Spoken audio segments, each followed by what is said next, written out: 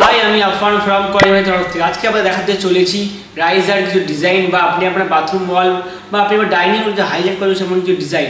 দেখুন, এটা আছে আপনার ব্রাউন কালারের উপরে আছে, ব্রাউন এবং হোয়াইটের বেন্সের উপরে আছে। বাথরুম ওয়াল বা যেটা হাইলাইট করতে পারেন বা আপনি সিটি রাইজার ইউজ করতে পারেন। ধরুন আপনি আপনার যেখানে রাফ এরিয়া, যেটা মেন মানুষ চলাফেরা বেশি করে লাগাতে পারেন আপনি।